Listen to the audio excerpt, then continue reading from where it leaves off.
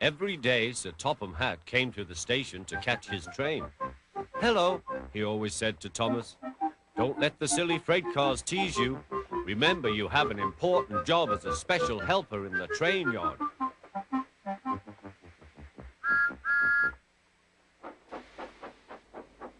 There were lots of freight cars, and Thomas worked very hard pushing and pulling them into place. There was also a small coach and two strange things his driver called cranes. "That's the breakdown train," he told Thomas. "The cranes are for lifting heavy things, like engines and coaches and freight cars." One day, Thomas was in the yard. Suddenly, he heard an engine whistling. "Help! Help!" A freight train came rushing through, much too fast. The engine was James, and he was frightened. His brake blocks were on fire. They're pushing me," he panted. On, lapped the freight cars, still whistling, "Help, help!" Poor James disappeared. "I'd like to teach those freight cars a lesson," said Thomas the tank engine. Soon came the alarm. "James is off the line. The breakdown train, quickly!" Thomas was coupled on, and off they went.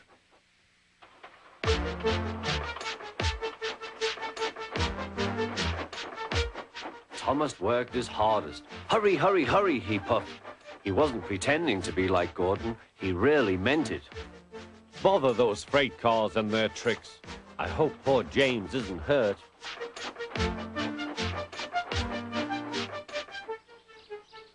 James's driver and fireman were feeling him all over to see if he was hurt.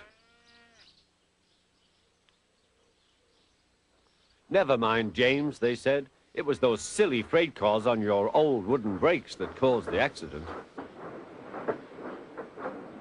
Thomas pushed the breakdown train alongside. Then he pulled away the unhurt freight cars. Oh dear, they groaned. Serves you right, puffed Thomas. He was hard at work, puffing backwards and forwards all afternoon. "This'll teach you a lesson. This'll teach you a lesson," he told the freight cars. And they answered, "Yes, it will. Yes, it will."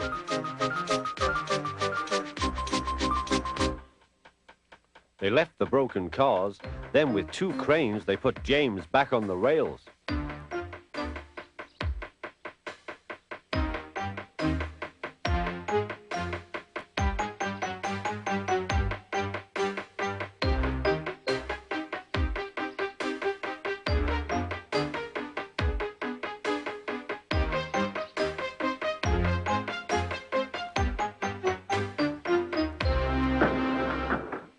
He tried to move, but he couldn't, so Thomas helped him back to the shed.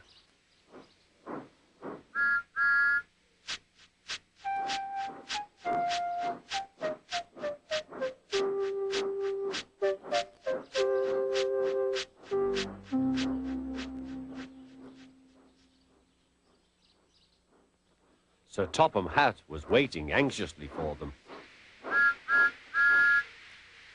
"Well, Thomas," he said, "I've heard all about it, and I'm very pleased with you. You're a really useful engine. James shall have some proper brakes and a new coat of paint, and you shall have a branch line all to yourself." "Oh, thank you, sir," said Thomas. Now Thomas is as happy as can be. He has a branch line and two coaches called Annie and Clarabelle. He puffs proudly backwards and forwards with them all day.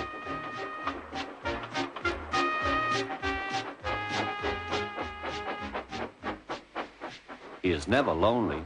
Edward and Henry stop quite often and tell him the news. Gordon is always in a hurry, but never forgets to say poop, poop.